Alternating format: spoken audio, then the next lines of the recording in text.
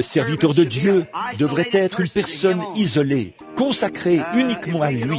Si seulement nous pouvions faire voir cela aux gens. Et là, ils en arrivent au point où ils se sentent obligés de faire quelque chose quand ils rencontrent les gens. Ils rencontrent les gens et il y a forcément un besoin pour ceci et un besoin pour cela. Et là, l'homme de Dieu est tiraillé dans son esprit et il est tout chaviré lorsqu'il entre dans son bureau. Il se met à étudier en se disant, eh bien, si je ne fais pas ceci, cet homme-ci le prendra mal.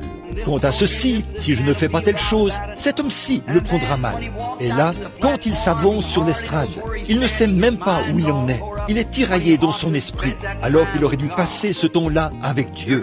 Ils ne sont pas des conducteurs dans le milieu social. Un homme de Dieu devrait se consacrer entièrement au service de Dieu. Et nous voyons que c'est vraiment dommage qu'il y ait de telles choses. Et une autre chose importante que nous voyons, car je suis conscient que je parle à des ministres ce matin, et nous voulons, quand nous nous présentons devant une assemblée, nous sommes conscients que nous ne nous retrouverons peut-être plus jamais tous ensemble comme nous le sommes ce matin.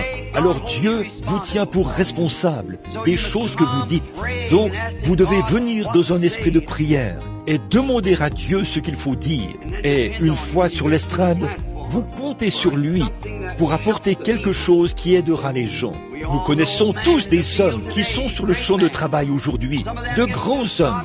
Certains d'entre eux en arrivent au point où, après avoir rallié leur assemblée à leur cause, ils ont un tel sentiment de sécurité qu'ils pensent qu'ils peuvent même pécher et s'en tirer avec ça. Nous avons vu des ministres prendre le mauvais chemin, et bien des fois, c'est parce qu'ils ont un sentiment de sécurité. Ils se disent « Oh, les gens me laisseront m'en tirer avec n'importe quoi. » Les gens pourraient le faire, mon frère, mais Dieu ne le fera pas. Vous voyez, vous aurez à rendre des comptes à Dieu. Vous ne devez jamais chercher, en tant que ministre, chercher à tromper votre assemblée.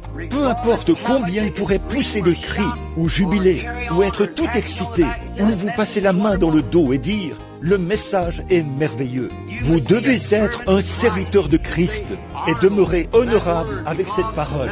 Parce que cette parole se reflètera à travers vous et vous influencerez quelqu'un qui observe votre vie. C'est pareil pour les jeunes. C'est la même chose pour les hommes d'affaires. Le roi